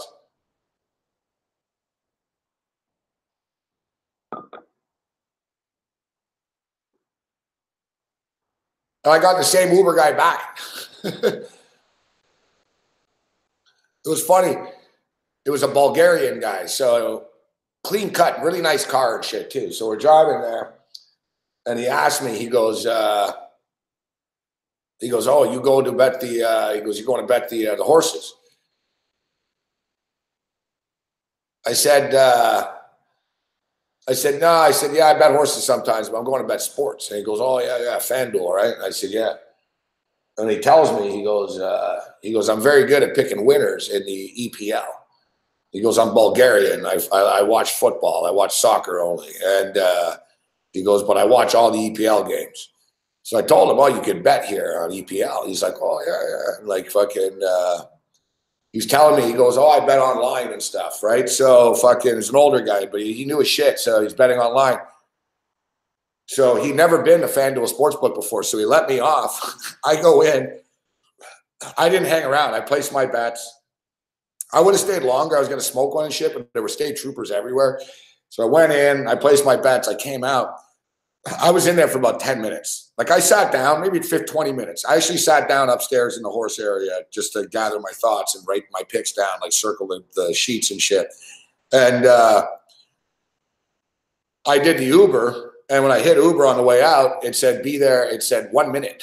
I was like, oh, that's fast. Fucking. And it was the same guy. Fuck. And he starts laughing. I'm like, hey, buddy. And I said, oh, I was going to tell you to wait maybe, but I said, I didn't know how long I was going to be in there for.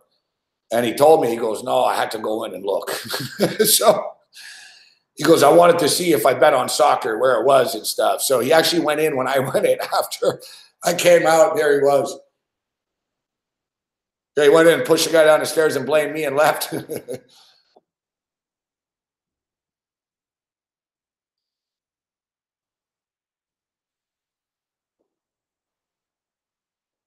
So you guys are getting a nice little the transformation of the skyline here.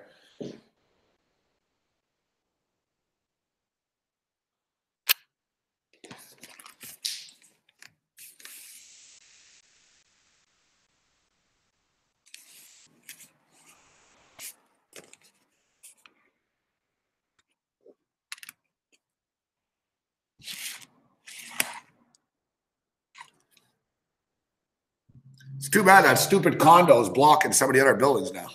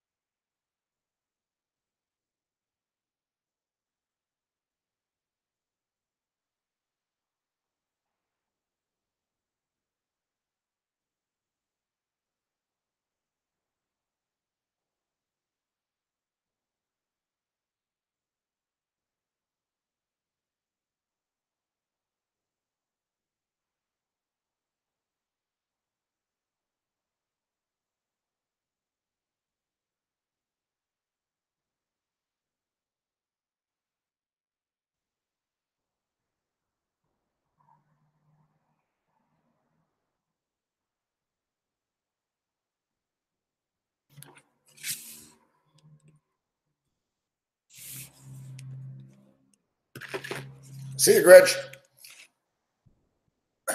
Yeah, I got to split in about 20 minutes myself.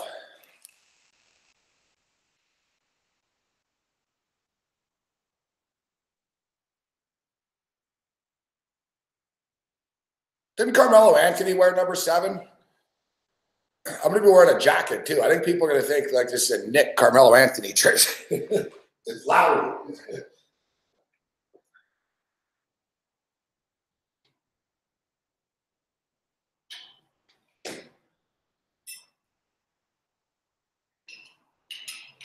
It's good. I was just looking out the window actually because I forgot on the weekends. I forgot on the weekends that you have a fuller, better view here too.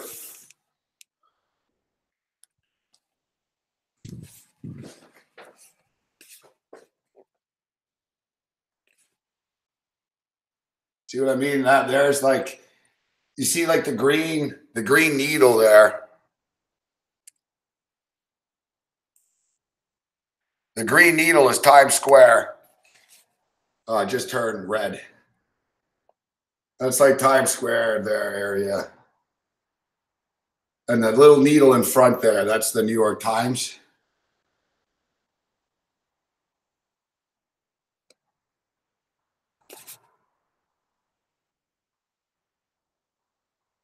There's the Empire State Building.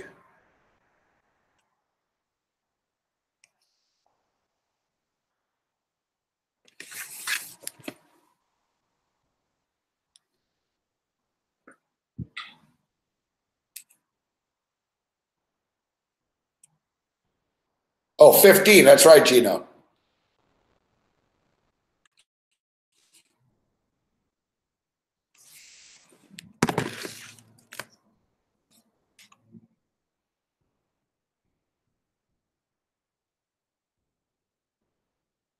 I think he wore number 7 on the Dream Team, though.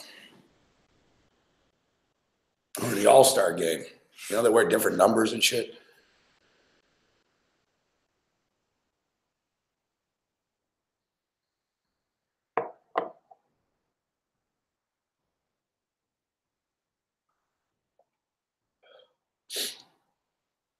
Yeah, so as I said, it's a good thing, though.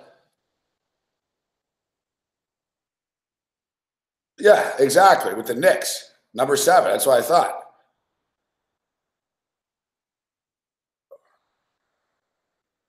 It was 15 with the Nuggets. Yeah, exactly. 15 with the Nuggets, 7 with the Knicks. I think it was 7 on the Dream Team. Not Dream Team, Olympic teams. Carmelo's number 7. Like, he often wears number 7. I know he wore 15 with the Nuggets, but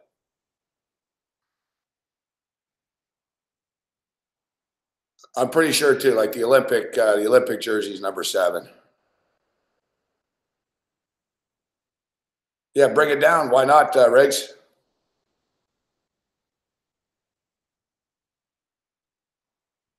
Yeah, it was 7 with the Knicks. I knew that the Knicks, but I know you guys are right. It was 15 with the Nuggets, but he's been on a few teams. But like I said, the Olympic shit was 7 too, I think.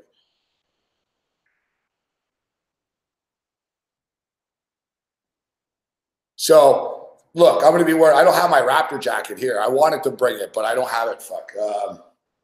It's at the studio. I don't care enough to go grab it. So, and plus that jacket's cold. I'll be cold with it. It's cold outside.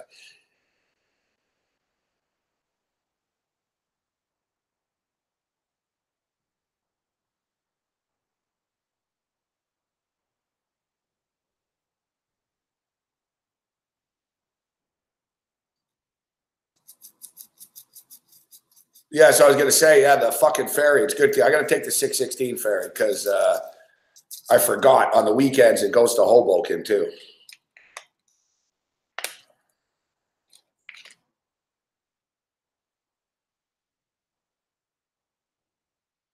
Like normally I go right across, but I forgot. Fuck, on the weekends it makes one stop. It adds like fucking 6 minutes, 5, 6 minutes. It's not that bad, but like we leave here and it goes slow, fucking, because it's really close. It goes slow, like down there.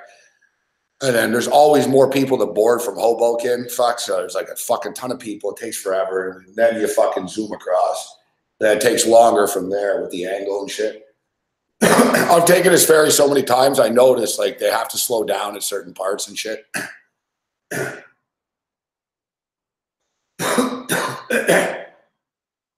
Like the other day I took it, like I know the guys now, right? It's the same guys on the boat all the time, like the crew. So the other day I took it, I was like the only one once in the afternoon. And I saw the guy, he's like, we good? And fucking buddy fucking was like Don Johnson, Miami Vice. He fucking spread across because there's not a bunch of people, right? Like, well, I see these guys like at night, they're fucking flying and shit. But when there's people on board, I think there's regulations. They have to slow down. And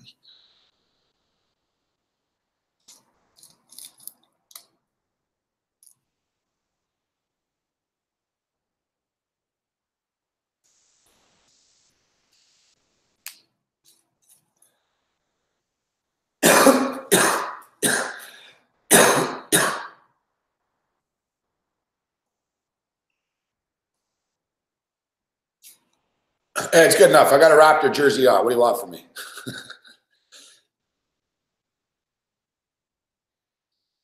But like I said, with my jacket on, people are just going to think it's Carmelo Anthony.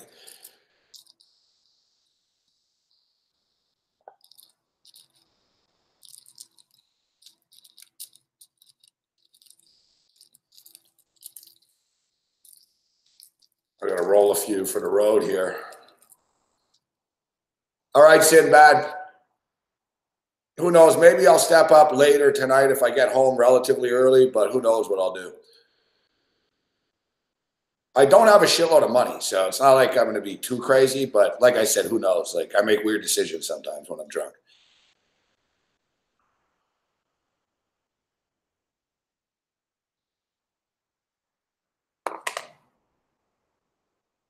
Oh, it's all good, Gino. You were right. He wore number 15, but with the Nuggets.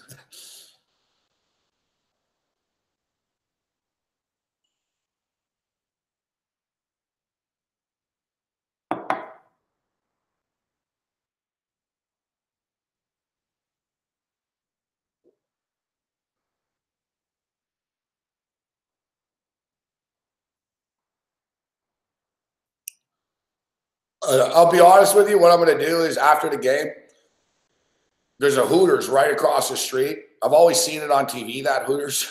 Everyone, you ever been to that Hooters, MSG? There's a Hooters right across the street. I might like the game's gonna be over about 10. That Alliance football is still gonna be going on, so I wouldn't mind catching that. There's a few sports bars in the area too. I just always forget. Someone told me there's like the media sports bar.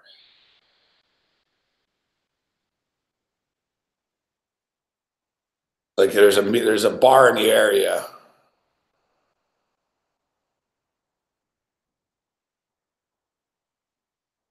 Um, and there's that sports bar strip club Hoops, but I don't really have money for Hoops. I wouldn't mind going there, but I don't want to go to a strip club and just be fucking. I hate going to strip club. Like I haven't been to a strip club in a long time, but if you're gonna go to a strip club, you gotta have money. Fuck, you know. You can't be like worrying. Oh fuck, I only have 150 bucks on me and whatever, because shit goes fast there.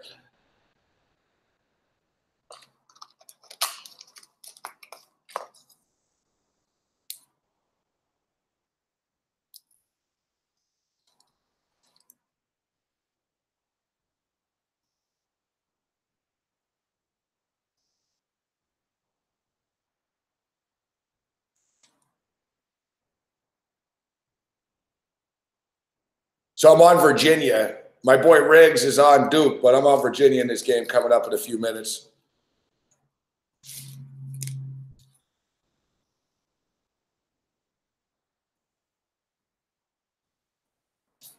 Hey, look, so we pretty much had the same crowd. A little smaller, even though the show was earlier.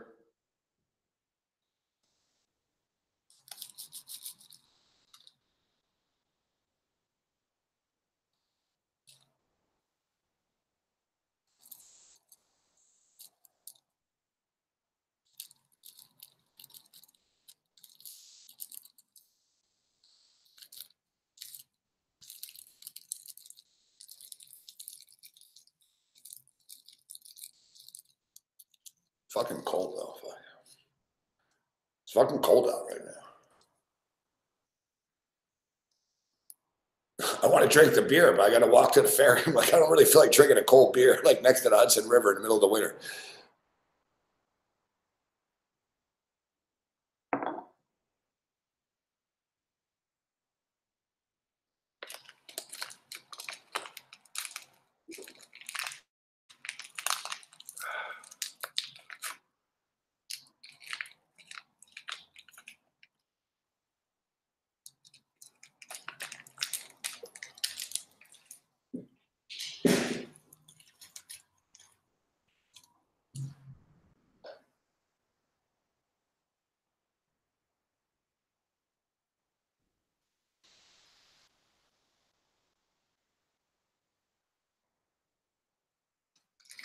Got my ferry ticket.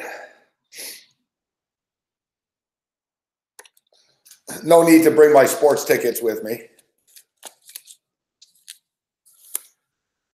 I know what I got. Better take this piece of weed stem off the ticket.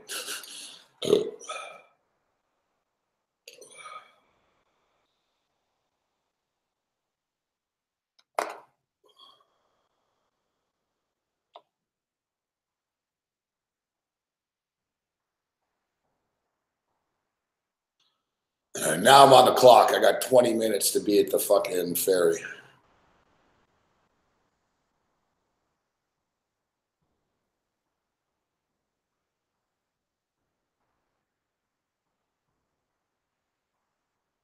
If I walked fast the other day. I got there in like 4 minutes.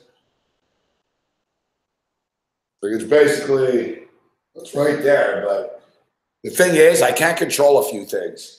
This is one thing with my neighborhood. It's weird. Like there's not a lot of people on the street here, but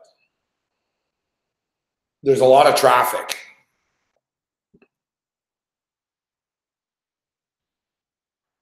And even though I'm a big jaywalker, you'll get fucking smoked out here. like look, there's serious like traffic in all directions. Fuck. Like right now it's kind of quiet, but sometimes, man, you can't cross, man. Like it's fucking chaos and shit. You gotta I gotta run across, or like sometimes like in the morning, man, I'm standing there waiting for it to walk. Like I don't have a choice but to jaywalk. So I'll stand there. These lights don't change.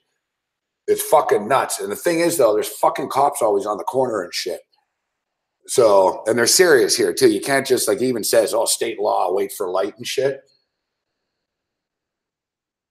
The pain in the ass. I got to walk to that corner there where all those cars are right now. And I got to turn right. I walk straight down. It's not that bad, but it's a few minutes of a walk down the street there to the water. I usually burn one when I walk down from there.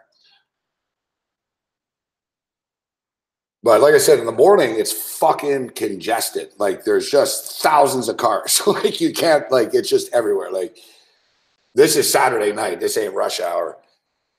And in the morning too, because I don't like standing outside. Fuck, I try to cut it like right down to the final minute, right? In the morning too, the only pain in the ass I get. Exactly. You know the deal, Drew. That corner, it's a bitch, bro. Like, and I'm a jaywalker, bro. Like even me, sometimes I'm standing there. I'm like, motherfucker, dude. When I got a pizza the other night from Michael's. It took me 4 minutes, Drew. I'm not exaggerating. I stood there for 4 minutes, trying to get across. I couldn't. Like they're fucking zooming in off from fucking Jersey here, off the turnpike here. You got fucking people turning. There's the fucking bridge. There's like traffic coming from 6 directions at once, literally. There's like both directions in a bridge. Fucking, there's 2 roads here. There's 2 there. There's another 2 here. And they all just fucking, they're zooming. Like it's not like, oh, I'll just sort of walk across. Like you'll get run over. There's like fucking buses coming fast and shit. Like I said, I'm pretty ballsy. Like, trust me, I run across every day. The other side's even worse. Fuck. So that's what I'm saying. Like, so I cut it, but sometimes I can't control things in the morning. I'm like, motherfucker, man. I've been like the elevator too in the morning sometimes. The fucking elevator sometimes here, man. Everyone's leaving at the same time in the morning for work and shit, right? There's been times, man, I've been standing there for like 5 minutes and shit. Fuck.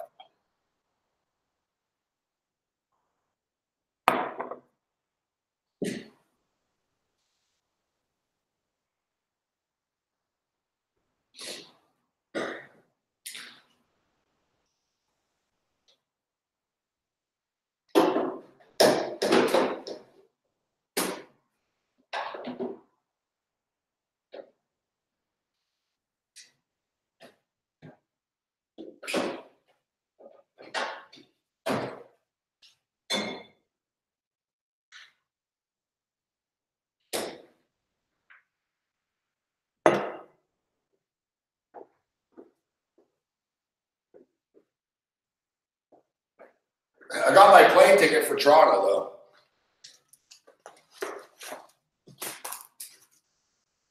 I hate carrying my fucking passport, but I got a weird feeling I'm going to need ID somewhere tonight. Manhattan's weird, fuck. Look, Dwayne Reed wouldn't sell me beer, fuck. I get ID'd for Zigzag sometimes here. 7-Eleven is consistent. They ID you for fucking Zigzag papers, fuck. I get mad. I don't like get overly, but I'm like, are you fucking kidding me? And they're like, well, you know what I mean? But they're like Middle Eastern at the 7-Eleven in Manhattan there. At Dwayne Reed, it's just all black chicks, and they don't fuck around. She's like, store rules, fuck. Like I told her, I said, do I really look like I'm not fucking 21 years old? Like, really? I told you guys the story, that Dwayne Reed in Manhattan by MSG. There was an old German lady with her family. They were like tourists. She tried to buy a pack of cigarettes, and the chick at the counter is like, I can't sell them to you. She goes, you might be giving them to this minor. She's like, this is my granddaughter. And no, they wouldn't. And then someone in line said, fucking, I'll buy it for you. And she's like, I can't do that. And it turned into a big shit show. Everyone started fighting and shit. Everyone's yelling at it. And the New Yorkers are like, you're an embarrassment to New York. This is why people won't come back. Like, it was a big shit show. Fuck.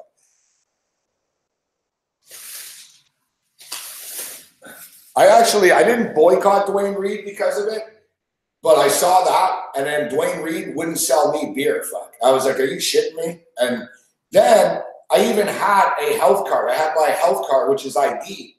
And she's like, I need a passport. And I was like, you know what? Fuck this. And now I always go to the CVS instead.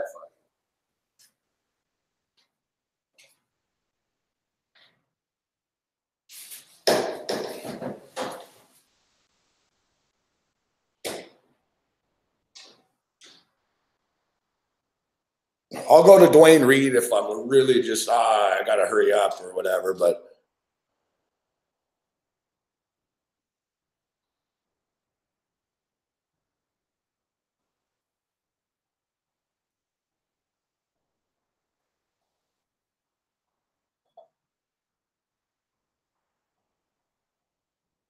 really, that's crazy, Vegas gun.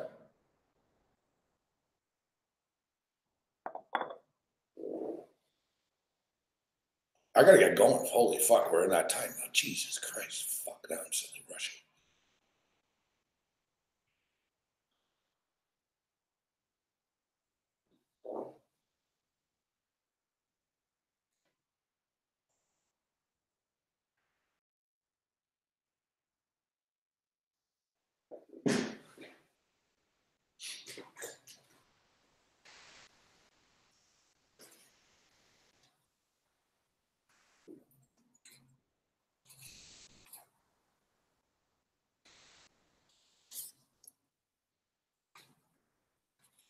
Passport, weed, papers, spliffs, ID, money.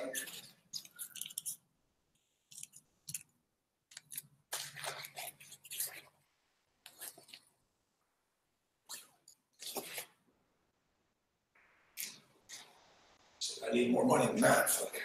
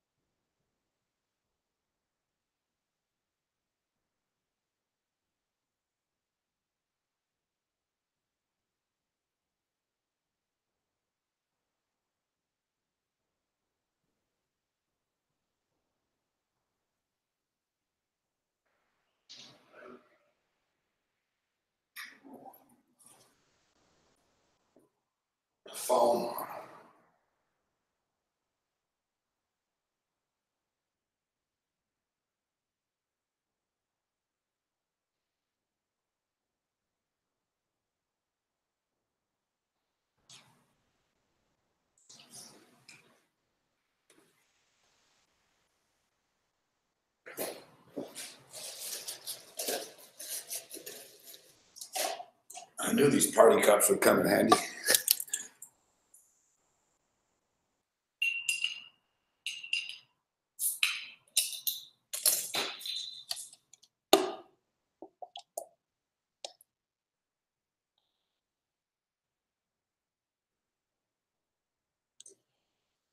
All right, so I really am cutting this close. I got 10 minutes to get to the thing.